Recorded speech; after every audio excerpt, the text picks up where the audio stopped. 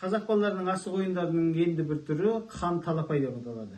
Яғни тағы да сол бір қан сайлаған асық реңі басқадай болады. Негізінде бұл қызыл реңмен боялса әдемі болады. Басқа ойын асықтар олмен бір реңде болмау керек. Қатысушылардың санына қарай асықтың санын белгілейміз. Мысалы 5 адам қатысса, бір адамда 5-тен болса 25 асықпен қатысады.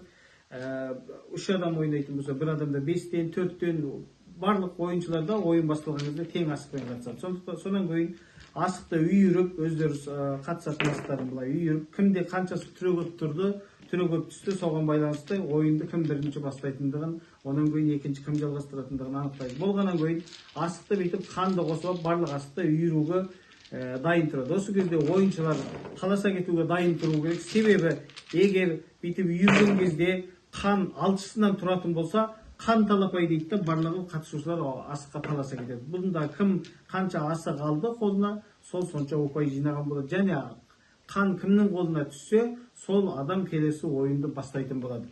Ал одан ары қарайғысы қан ойынымен ұқсас, яғни қан алшы түспесе, қан талапай болмаса, онда сол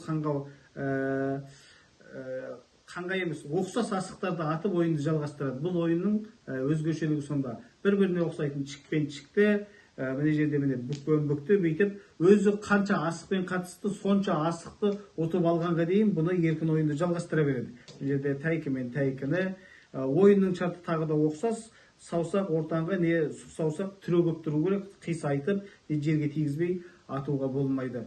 Өстіп, өзі 5 асықпен кірген болса, осы жерден 5 асықты ұтып алғанға дейін ойынды жалғастыра береді.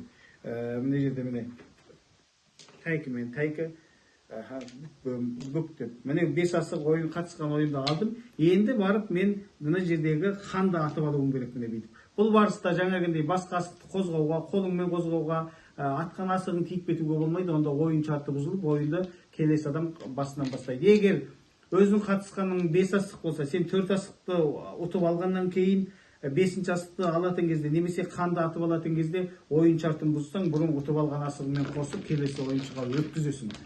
Бұл қан талапай деп аталатын ойынның түрі осы. Ең соңында жинаған ұпай санына қарай, немесе ойынның басында келіскен асықтың барлығын бір адам ұтып алғанға дейін ойын жалғаса беретін болады.